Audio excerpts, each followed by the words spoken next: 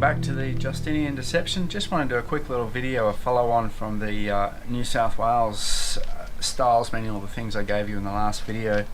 I have a book here, Ross on Crime. It's an Australian book and it has all the precedents for Australian law. Very good book, I can highly recommend it. I just want to read you this section. It's on page 443. It's chapter 3.8620, Not to be Learned Tricksters is the heading. So it talks about what the Bar Association is doing, basically. The Bar, British Accreditation Regency. It means that all lawyers, even in the US, pledge allegiance to Britain and are under the rules of the Queen. The Queen is a foreign power. So I want to read you this out of the Bar Association, about the Bar Association. The members of the Bar Association will always be competitors, but I do not doubt that in the future the Bar will be as punctilious as ever in matters of this kind. The reason that the Bar exists as a bar and that they stand as they do stand, a privileged class with certain rights and obligations, is that they are believed to be and expected to be honourable men. And if instead of being honourable men, anxious for honest, clean justice in the court, that they should cease to be that and become merely learned tricksters, the bar would not be in existence for very long. They would be no benefit or service to the public, but their learning would be dangerous and their tricks would be a never-failing source of trouble to the community. Now this is in a case called Swinburne and David Syme and Co. 1909 VLR 550 brackets FC, Madden Chief Justice said at 570 to 571, which was a quote I just read you. So guys, that's what the courts think about the bar. Now the bar have become learned tricksters. The Bar Association have, even the International Criminal Court has an International Criminal Court Bar Association. So they are operating every bar, and this is where the full capitals comes in, because they're offering you, it's almost like an option to hear the matter privately. Now I just want to show you in New South Wales something else we've found. Other than the Chicago Styles Manual is actually the official manual for the New South Wales Bar Association. You can look that up on their website. Just on the computer here.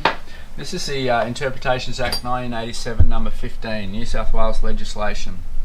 So 45E, style changes, Roman numerals, colons and dashes, section 1D. So if you're going to write out legislation, this is giving you the way to do it, and it says you can write legislation with other changes to the format but not to the text, so that's the important part, of the legislation, so as to conform to the current style of the state, so the state being New South Wales or the administrator NSW. So I just went and wanted to find what the style of the state was, and that wasn't hard to do. So if we go here, this is the Australian Government Digital Style Guide official website. You can look it up yourself. So if we go down here to capitalisation, capital letters are hard to read, keep them to a minimum. Use sentence case for most things. Capitalise the first word. So when they say capitalise, that is one capital letter. Full capitals is different to capitalise. Use title case for proper nouns. Capitalise the principal words. And if we go down further to nouns, use title case for proper nouns. So title case, one capital letter again. For example, names of people, places or organisations. Now this is a New South Wales style.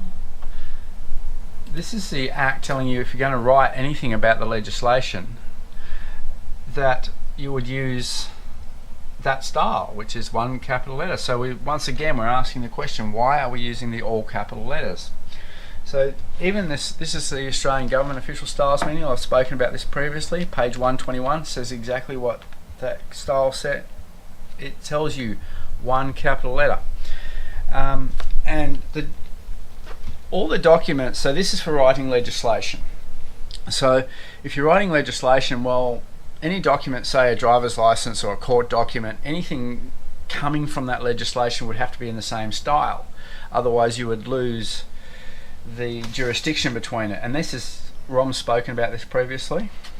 One of the obvious limitations of the use of glosses from the spoken written language to represent signs is there is no one-to-one correspondence between the words or signs in any two languages. Once again guys, Chicago Styles Manual, page 666. So the question I guess we need to answer, and I have actually made complaints about this to the Attorney General and New South Wales Police, is that there is actually a legislative requirement to be doing this, and they're not even doing it with their own documents. So this is where the fraud comes in. This is where the Bar Association is going to become a group of learned tricksters. I have in sincerity pledged myself to your service, as so many of you are pledged to mine. Throughout all my life and with all my heart, I shall strive to be worthy of your trust.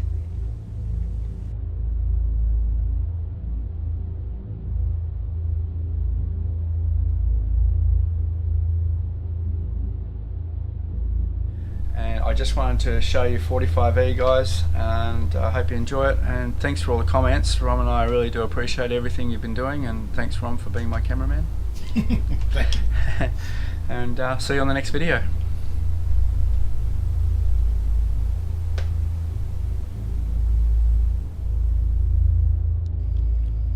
Conclusion. The Queen agreed to act as the first trustee. The Queen, through the deceptions of the Bar and her deceptive legal system, converted you from the trustor of the Queen into the trustee of the Queen without compensation. Voluntary servitude is the agreement to become a slave without compensation. If you have become a slave without ever knowing you were a slave, could this mean that you have been deceived? If slave names and military names appear in all uppercase text, could this mean that your driver license is confirmation that you are nothing but a slave or a military subordinate to the Queen's administrative corporations?